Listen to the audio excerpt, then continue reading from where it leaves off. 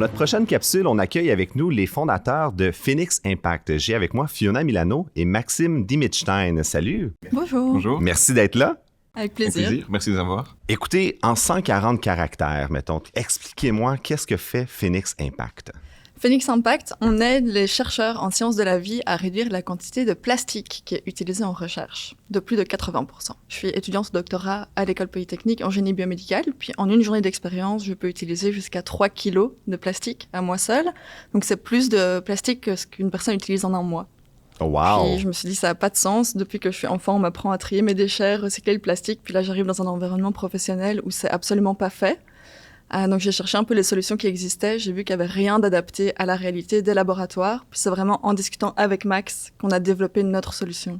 Et toi, Maxime, c'est quoi ton background? Moi, j'ai un background en génie logiciel, donc je ne connaissais pas le domaine, mais finalement on a parlé, puis j'ai découvert la quantité monstrueuse de plastique qui est générée. Donc on a décidé d'améliorer les choses. Puis quand vous aviez 10 ans, là, est-ce que vous voyez devenir entrepreneur en récupération de plastique biomédical? Moi, pas du tout, mais j'ai aucun entrepreneur vraiment dans mon entourage, donc c'est jamais une voie à laquelle j'avais pensé quand j'étais enfant, mais j'ai découvert ça à l'université. Assez similaire pour moi, c'est aussi à l'université que j'ai découvert l'entrepreneuriat, et l'entrepreneuriat d'impact surtout, c'est ça qui me motive le plus. Comment est-ce que, justement, le véhicule de la start-up, pour vous, ça a été le meilleur véhicule pour votre idée? Pourquoi ne pas avoir été pitcher ça à une multinationale? C'est un modèle vraiment nouveau qu'on propose, qui peut effrayer un peu les multinationales. Donc on s'attaque vraiment à du plastique qui est supposé être stérile, propre. Donc ça vient avec quelques risques, le fait de la réutiliser.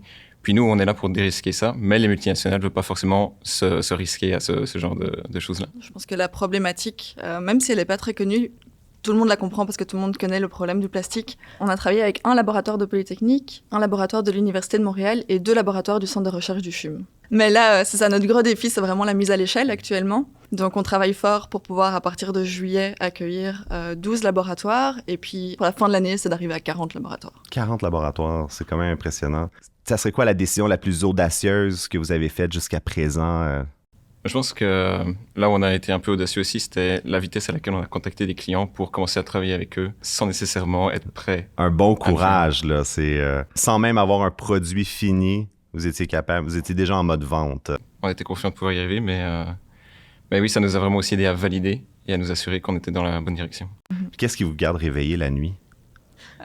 C'est sûr que définitivement, l'argent, c'est toujours le nerf de la guerre quand on est une start-up. On veut avoir nos propres locaux, on veut acheter des équipements pour pouvoir justement faire notre mise à l'échelle. Donc tout ça, ça a un coût. Pour chaque finaliste des bourses Pierre Péladeau qui ont décidé, qui ont fait l'effort de venir, on a réservé un petit conseil, dans le fond, qui vient de la part d'un grand entrepreneur. Puis donc, je vous passe à l'instant l'iPad. Bonjour Fiona, bonjour Maxime. C'est pour moi une fierté de voir se créer des projets d'entreprise comme Phoenix Impact. C'est également un plaisir pour moi de vous annoncer qu'en fait, vous êtes les récipiendaires du 3e prix des bourses Pierre Péladeau cette année. Wow! OK! Wow!